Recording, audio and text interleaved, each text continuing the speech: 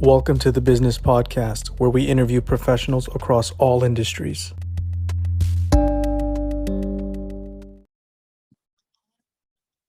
Hey, it's Simon. Welcome back. Today we have Josiah Ng, a three-time Olympic cyclist and former world number one holder in Keirin. Now a family man with two daughters, a performance coach, motivational speaker, and lover of life. Josiah, it's great to have you here with us today. How are you? Yeah, thanks for having me, Iman. I'm doing fantastic. It's the end of the day here in Kuala Lumpur, Malaysia, and I get to end my day with this exciting conversation. Thanks for having me. Wonderful. Well, maybe you can kick us off. Tell us a little bit about yourself outside of what I already described, and maybe share something that most people do not know about you. Okay. I think first things that come, I went to my 20-year high school reunion. I think it was before COVID. And the first thing people, when they saw me there, say, well, you're the most unlikely Olympian. So I thought that was pretty interesting, the most unlikely Olympian, because I remember back in middle school, I grew up in California, so I'm American educated, even though I represented Malaysia. As you can tell from my my slang, I was not talented as an athlete. I was always picked last or close to last in PE class. I took the pathway that was not really meant for me. So I'm from a very traditional Chinese, Malaysian, or Asian background, upbringing. My whole family are string musicians, trained classical musicians, as well as they're all in healthcare, right? So doctors, nurses, dentists, and whatnot. So my pathway was not made for me to turn out how it did. And I battled through a lot of challenges throughout my journey, including being given the ultimatum of moving out of my house, or being homeless at 18 on my 18th birthday, if I didn't quit my silly dream of being an Olympian. Well, that alone is incredible to hear. Maybe you can talk a little bit about how you got your start in being an athlete, and then walk us through the journey from there to what you're doing now. Okay. I always loved bicycles because it meant freedom to me from my strict Asian parents, always pressuring me to do homework and study and practice my violin. So the bicycle meant freedom for a short period of time each day. And my neighbor turned out to be 1984. I don't think he made the Olympic team, but he was like national champion in the U.S. And I begged him to buy his wife's bike. And I talked my grandmother into helping me bake 250 cookies to sell door to door for $1 a piece. To raise $250 back in 1994. That's a lot of money to buy that bicycle. So, I entered my first race at 14, and I got absolute last place out of about 40 kids, girls and guys included. So I was dead last. And I really thought I was devastated, but I really was determined. And I did goal setting, and I said, I had to get top 5. Was my goal short term. I did some research, read some books on how to train, found a coach, and at that time, every kid, all my rivals had full support of their parents, and I didn't. So I had to be resourceful in order to make my goals and my dreams come true, which included making sure that all my rivals' parents knew my story, and building my contact list, my black book, and figuring out a way to hitch rides to races every weekend. So It was something that I don't see too often these days, because it seems like the youth these days, a lot of things are handed to them. But I had to go out and I had to go and make everything happen on my own in order to be successful, including I didn't have my national team. I had a Malaysian passport. Actually, I tried to get on U.S. team. I actually got into the U.S. Olympic trials in the year 2000, illegally, because I wasn't U.S. citizen yet. But I snuck in, and I beat the Olympic champion from United States, Marty Nostein. But I wrote a letter to the U.S. Olympic Committee, and they didn't reply. So my alternative was to figure out if I could use the pathway of my passport, Malaysia. They didn't have really much of a program, so I had to build the program from scratch. And over the last 20 plus years, I've built this program quite well. And my former teammate won a silver medal at this last Olympics in Tokyo, and he won a bronze in the previous Olympics in Rio. So now we have a world-class program, multi-million-dollar program in Malaysia, and I'm very fortunate, proud to be one of the forefathers of that. So Josiah, that's really incredible what you just described around having that grit and going for what you wanted.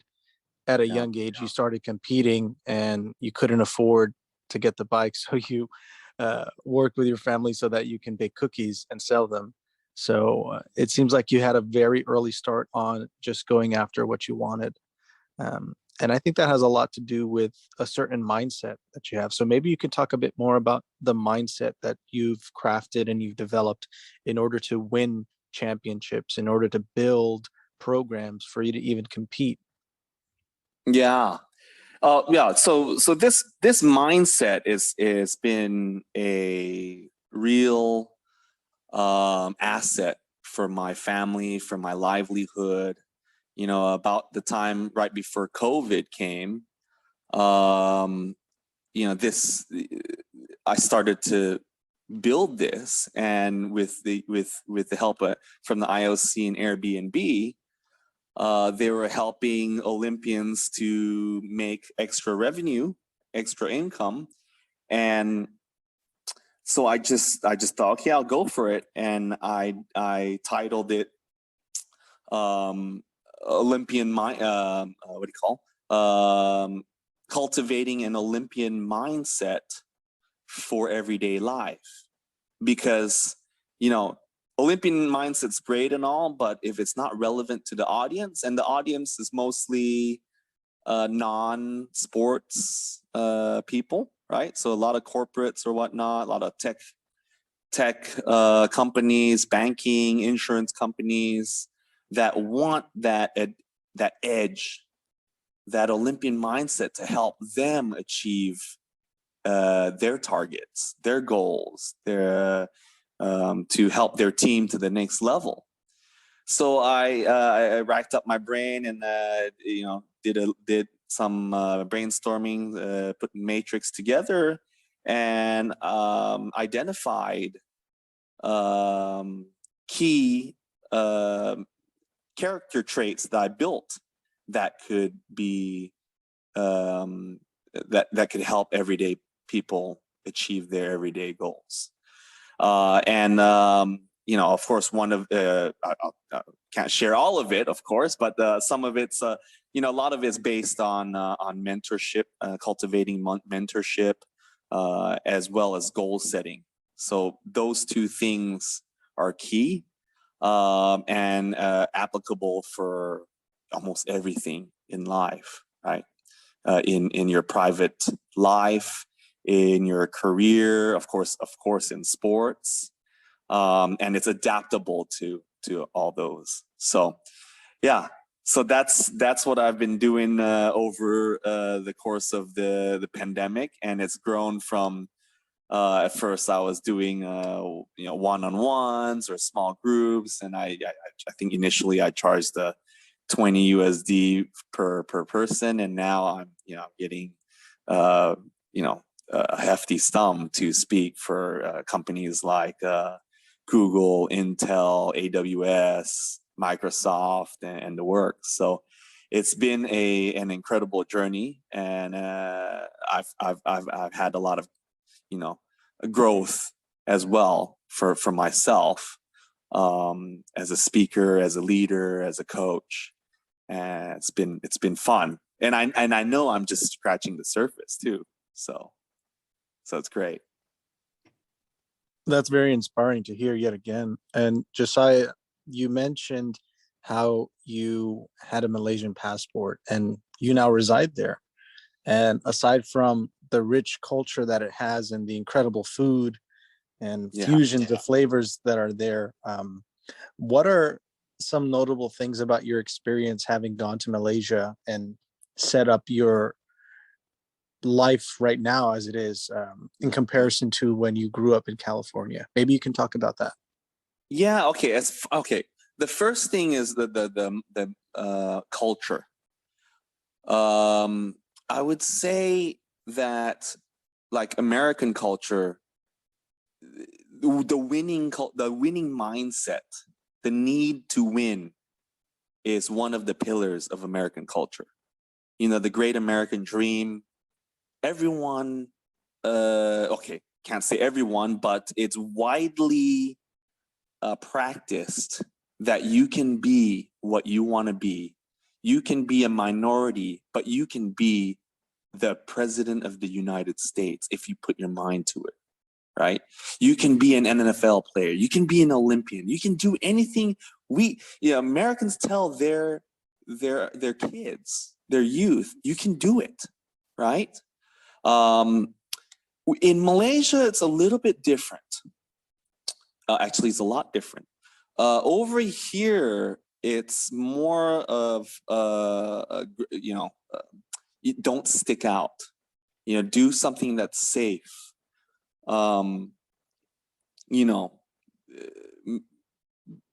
Make sure your family is taken care of.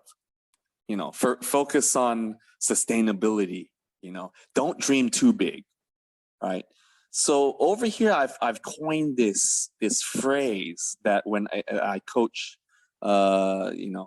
16 development athletes within cycling and MotoGP development athletes, like Moto3, Moto2 riders, and the first thing that I bring to the table is, and I've been thinking about putting it on a shirt. It's called Nak Menang, NAKMENANG.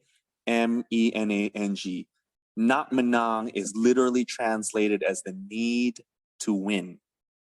I said we have to approach every day, everything we do, with the need to win, because over here, when people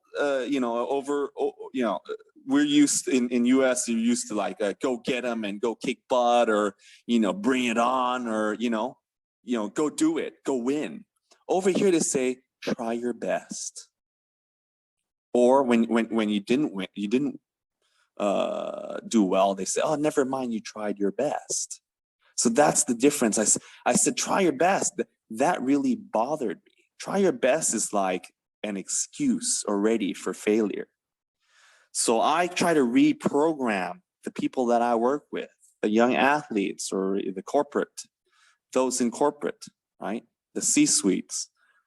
We need to adopt this Nak Menang in our culture, the need to win. We have to win. We need to win every single day. Everything we do, every step of the way. And that's how you're going to achieve your goals. Nak Menang. I had to write that down. And I think the big one is the need to win is really a need because you're capable. And there should be this duty to reach your potential. Maybe you could talk about how you expanded your personal achievements and your view of self along the way. You must have had mentors, in addition to developing this mindset of yours, how you were able to overcome challenges in competing, in training. Mm-hmm.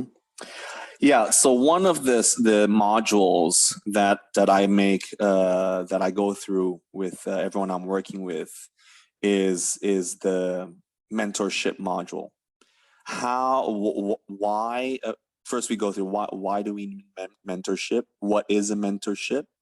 How do we get a mentorship? And how do we?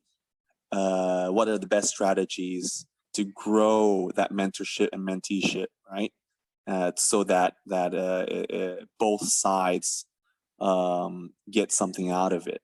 Right. So yeah, we go through that. First of all, I give them my background. I had 9 mentors throughout my career, and um, each one had its place at its time. So if I had like this, my early coach or mentor that late in my career, it wouldn't have been as effective and whatnot, right? So each mentor have their place, and how did I approach the mentor, um, and do I still keep in touch with them? Do I still work with them?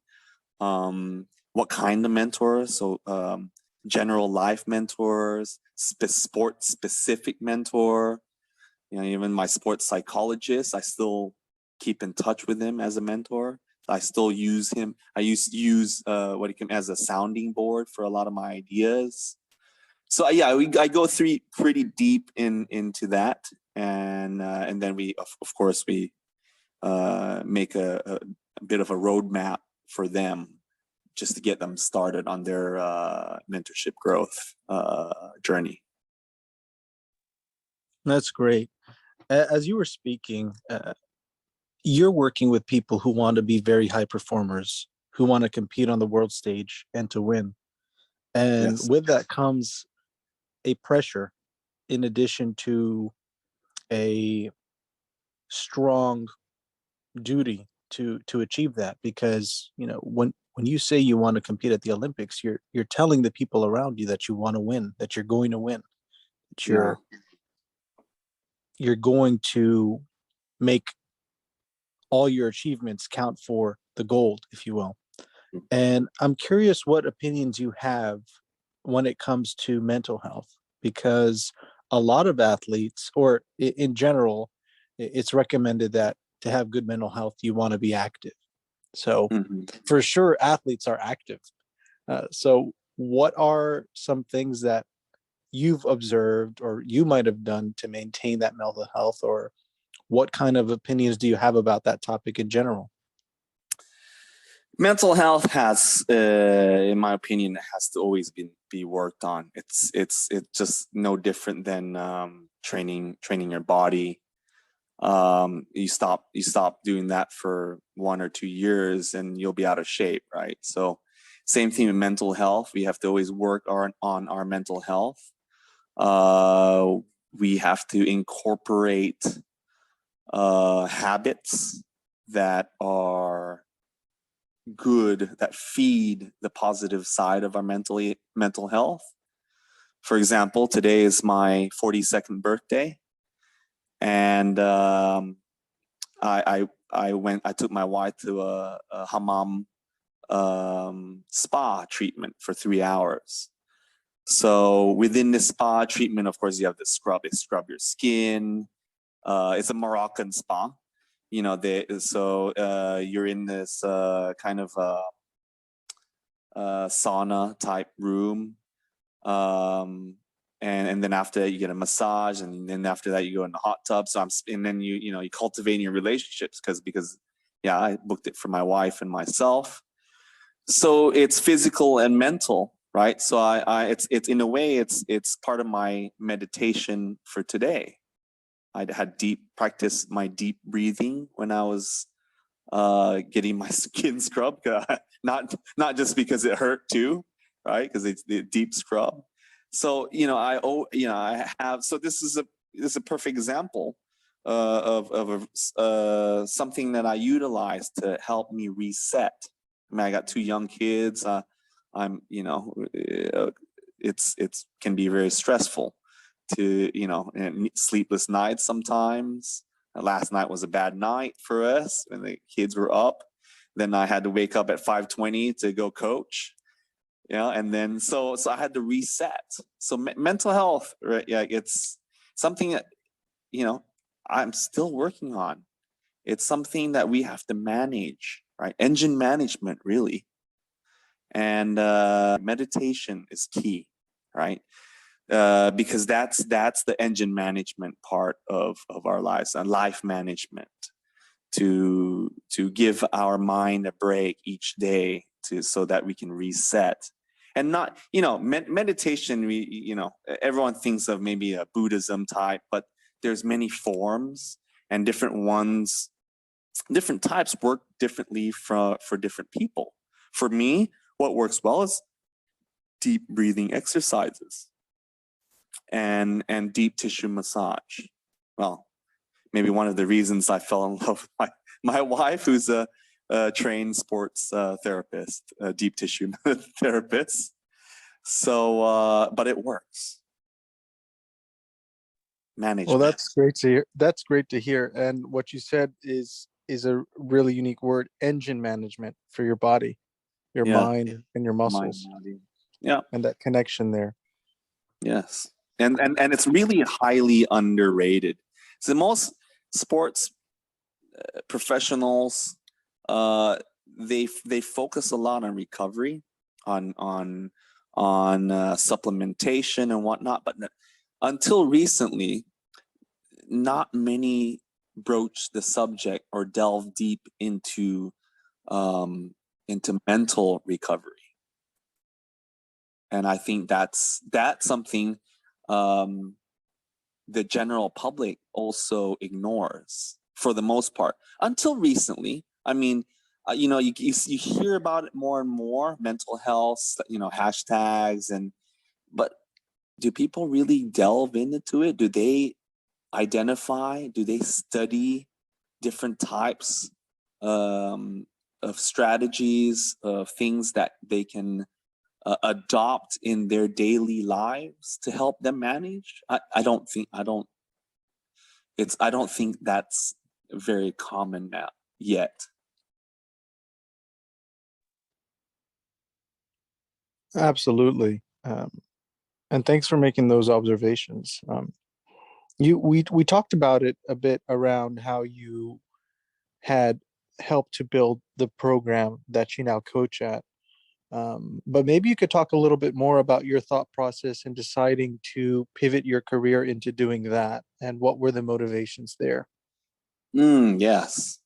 Okay. So, well, I think first things first, life pivot from being a professional athlete in something so specific and so intense, and to have to pivot in life and to start all over. One of the most challenging things about being an athlete. It's more challenging than getting to the Olympics, than getting to the top. Once you get to the top, and then your body no longer can serve that purpose as effectively, meaning that you need to call it a day. That period, you often hear of athletes going into depression, going bankrupt, having being in a rut. That was also me. I tried to prepare myself as much as possible. I did a lot of job shadowing. So I took it apart. I really was quite proactive in the last year of my career.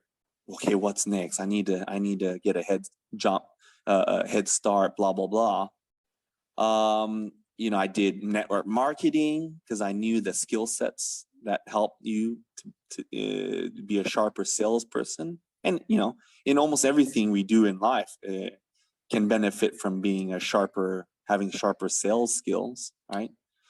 I did. So what I did was I did a tech startup in hospitality. So I have zero technical knowledge. or almost zero technical knowledge other than knowing how to check my email. And I had zero hospitality experience, but I had Olympian mindset, the belief that I knew how to build a team. So I partnered with a former venture capital guy, and we built this private dining platform where it's like Uber chefs, where you can book a private chef to cook in your home for you and your family in the comfort and convenience of your home. And the chef does all the work. You pick off their menus, book their time. They shop, prep, cook, serve, and clean in the comfort of your home, and you can enjoy culinary delights. And I raised $500,000 AUD, which back then I was living in Melbourne, Australia, and I onboarded 50 chefs, some of them Michelin star. So I did it. I became a tech entrepreneur.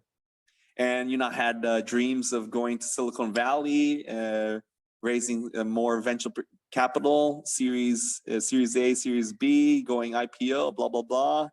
And then the proverbial shit hit the fan, and my life fell apart. My marriage failed, actually crashed.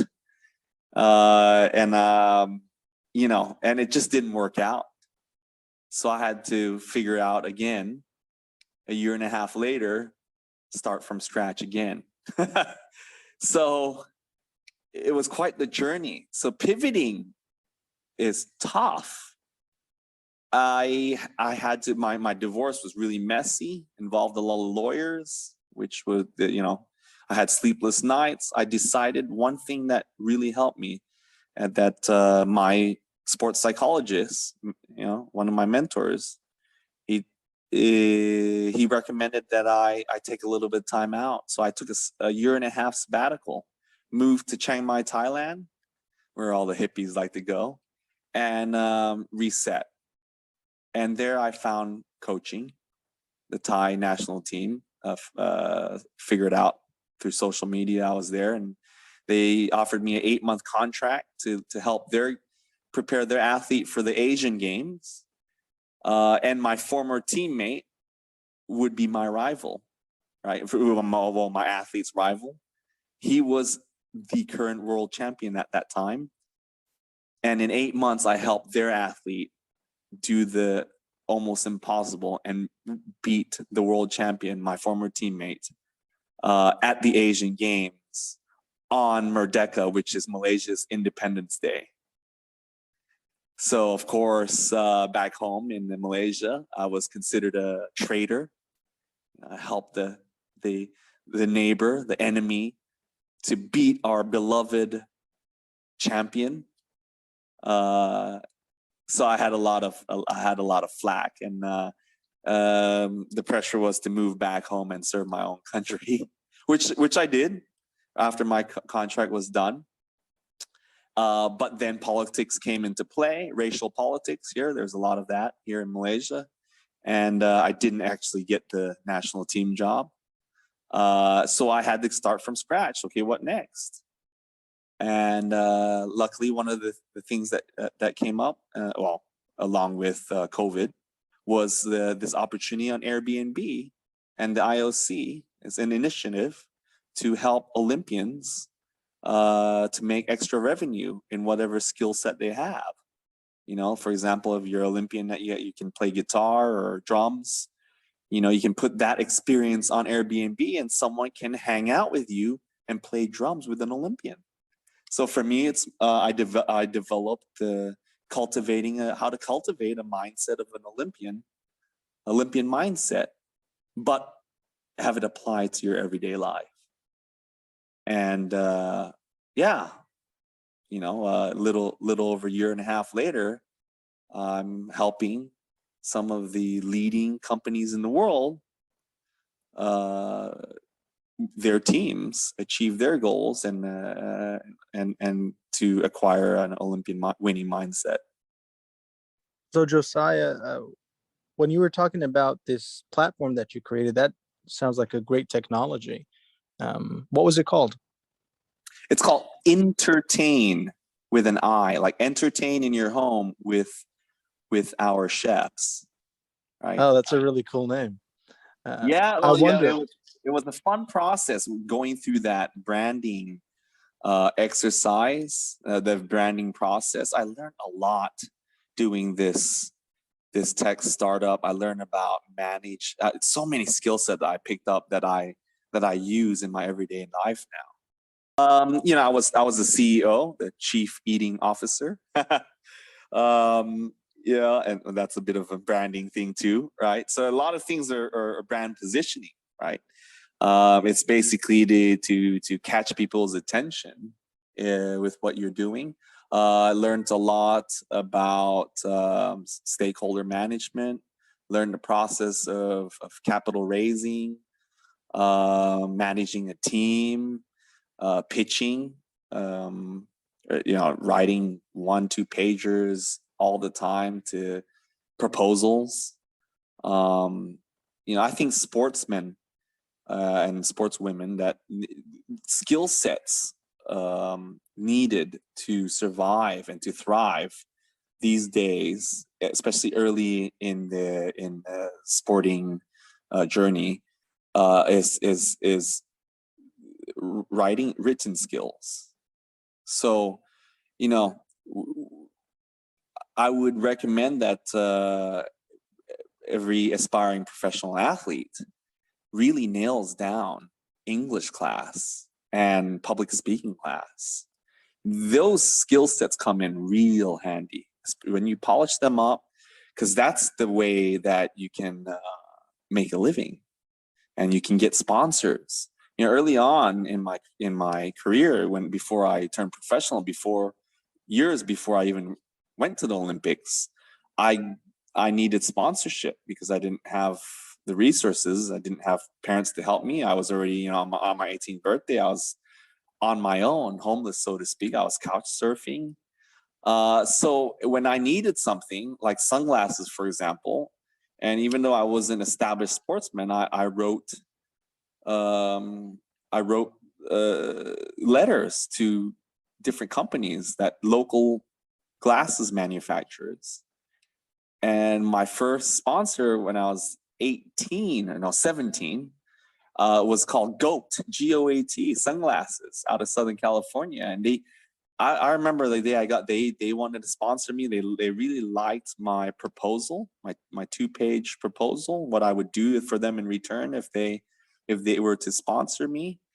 And I got 20 pairs of sunglasses as part of that sponsorship that year. And I thought that was the coolest thing as a 17-year-old. And all of my rivals thought, wow, how did you do that? You haven't even won the state championships. Of course, that year I did end up winning the state championships after I got sponsored. So, you know, these skill sets that I think is, you know, these days I find, you know, I run a cycling gloves specific glove brand called 5 Bling. 5 meaning the number 5 is my last name. NG means number 5 in Cantonese. And bling, I love a little bit of bling, of course. And I grew my brand to being the number 1 brand in my sport of track cycling, with nearly zero marketing budget. But I got a lot of people just sending me a message over Instagram, can you sponsor me? I'm good.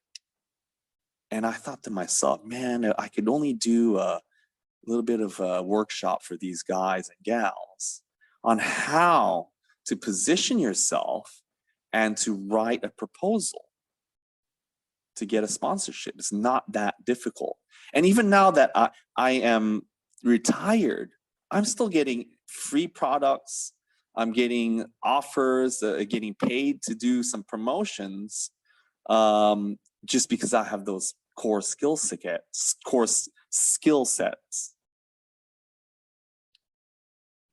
Yeah, maybe you can talk a little bit about 5 Bling, because what you just said about it being the number 1 brand in your sport is incredible.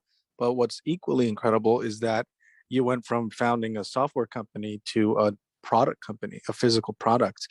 Could you talk a little bit about that journey, how you got the idea, how you went through the development, and ultimately began having your first sales?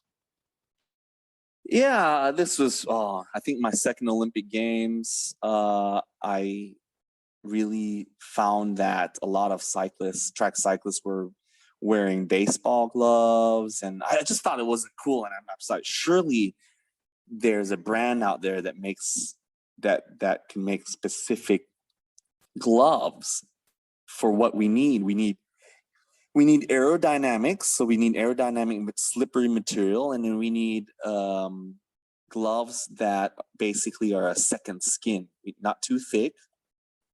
We need it sticky. We need our fingers that are sticky, so we grip our handlebars, when we're sweating or whatnot, and still be grippy.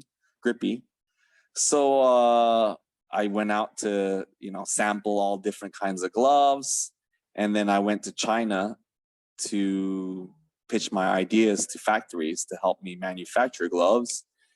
Then I figured out, okay, so how I need a strong brand that represented me. And I eventually landed on 5Bling. I thought it was catchy. Then I developed the logo, and then I had to get the awareness out there. So I was going to World Cups and World Championships, and all of these guys were wearing golf gloves or baseball gloves, and I started handing out my gloves. And at the next Olympic Games, 2012, 90% of the Olympic medals for every event were wearing my gloves. And so shortly after, I stopped having to sponsor, and it's all incoming by now. So running that company, it's very niche, but I don't have to put too much resources into it. It kind of runs itself. I have a couple of distributors throughout the world, and it's a nice side income, right? Because as an entrepreneur, a lot of them tell you when you're an athlete, if you have multiple sources of income, that's great. That's a good thing, right? Then you don't have to worry about where your next meal comes from, especially for American athletes, right? Because funding is so scarce for Olympic sports, and the government, doesn't really support American athletes, right? So you find that a lot of American athletes have to dip into their savings or rely on family and whatnot. So if you have a couple side income gigs, the whole life is a lot easier. Well, Josiah, it's been a pleasure speaking with you so far, and learning about the experiences you've had and how you've been not only achieving a lot personally, but helping others do the same at the highest level of competition. If we were to switch gears a bit and you had the opportunity to go back in time to any point in history and meet with anyone, who comes to mind? Wow, that's something I've never thought of before. But I would say, since Olympics is such a huge part of my life, I'd love to have lunch with Pierre de Coubertin, so the father of the modern Olympic Games.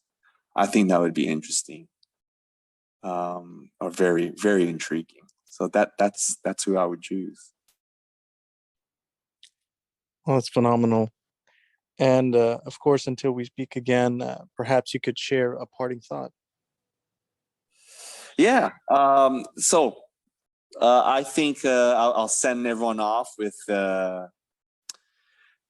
two small things, reminders, when they go out to achieve their goals, or when they go out to do anything that they in their daily lives. Is I remind my teams to huddle, and first one is the beast mode on. So to turn your beast mode on, right? And then the second one's the need to win, not mana. Go out there with the need to win, and that will go a long way to help you achieving your goals. Thank you so much, Josiah. Thanks, Simon.